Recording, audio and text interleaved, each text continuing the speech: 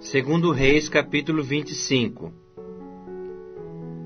Sucedeu que, em o 9º ano do reinado de Zedequias, aos 10 dias do 10º mês, Nabucodonosor, rei de Babilônia, veio contra Jerusalém, ele e todo o seu exército, e se acamparam contra ela, e levantaram contra ela tranqueiras em redor.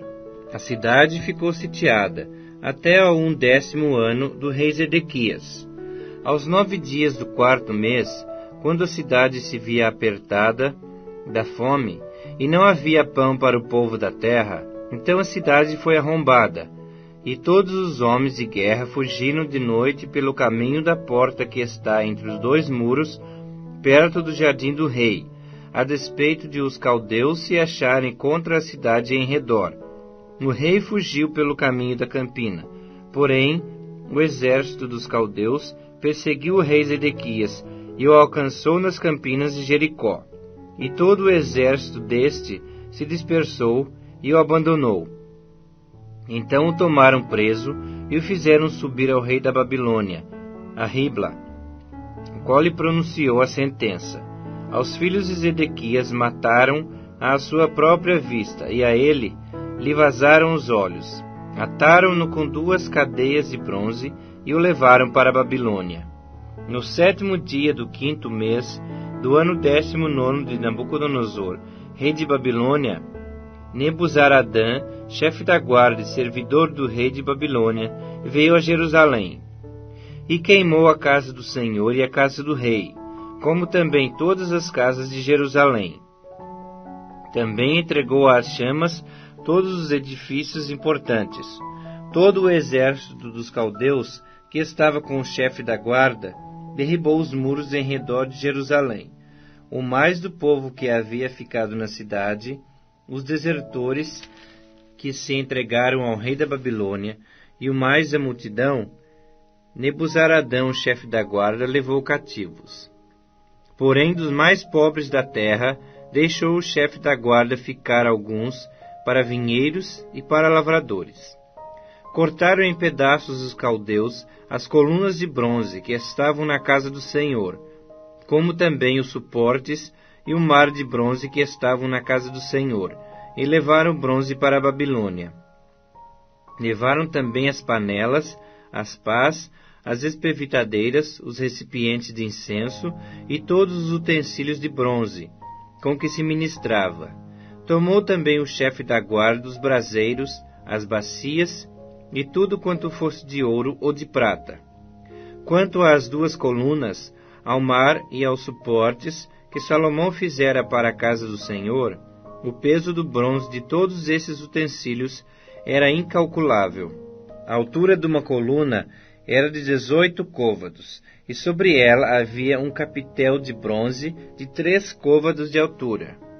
A obra de rede e as romãs sobre o capitel ao redor, tudo era de bronze. Semelhante a esta era a outra coluna com a rede. Levou também o chefe da guarda a Seraías, sumo sacerdote, e a Sofonias, segundo sacerdote, e aos 3 guardas da porta.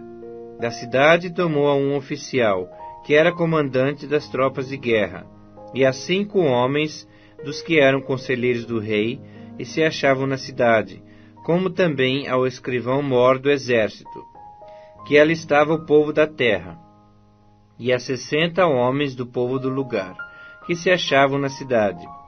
Tomando-os Nebuzaradã, o chefe da guarda, levou-os ao rei de Babilônia, a Ribla. O rei de Babilônia os feriu e os matou em Ribla, na terra de Amate.